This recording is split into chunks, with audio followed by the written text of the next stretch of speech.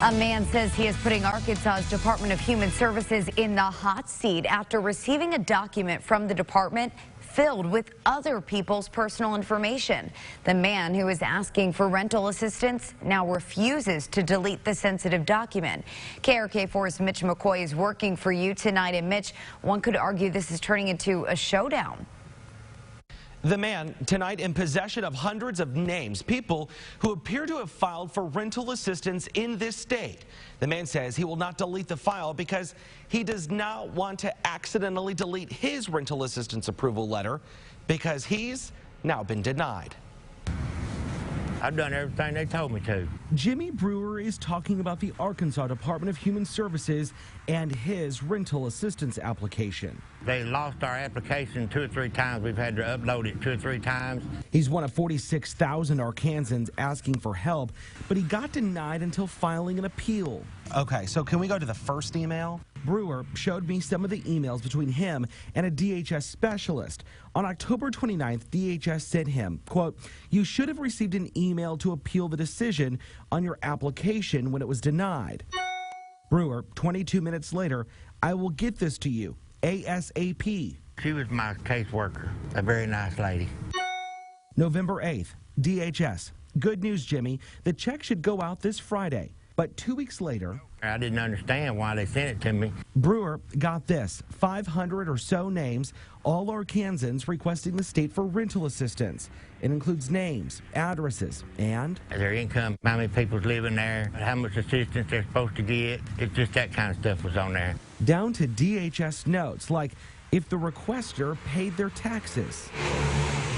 I get an email just a couple hours later telling me I had to delete it immediately. Brewer tells DHS no. I don't know that much about the phone things, the email stuff. I just know it come on top of my approval, and I didn't know if I should delete it and delete all my approval stuff. Brewer says that's when his application status changed. Only was I denied was after I refused to delete the email. Hey, good afternoon. It's Mitch McCoy. I called DHS. They admit the email was accidentally sent to Brewer. In a written statement, they say, quote, "It was the kind of mistake many of us make when two people's names start with the same letter when typing in an email address." It goes on to say, quote, "No social security numbers or protected health information were in the spreadsheet. It was a mistake we acknowledge. It has absolutely nothing to do with funding decisions for any cases, and any such allegation of that is simply false." DHS says it's not aware of the file being sent to anyone else. Would you agree to delete the document if the state approved you? That's up to them.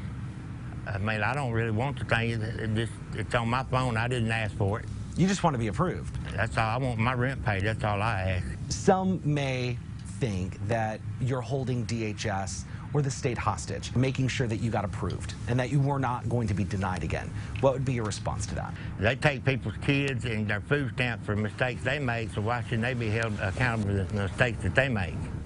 DHS says immediately after realizing the file had been sent, the Privacy and Chief Counsel's office was notified.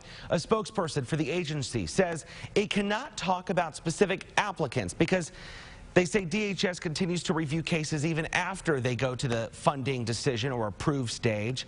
I want to point out again, DHS saying tonight social security numbers and health details were not included in that file. You can read DHS's full statement on KARK.com.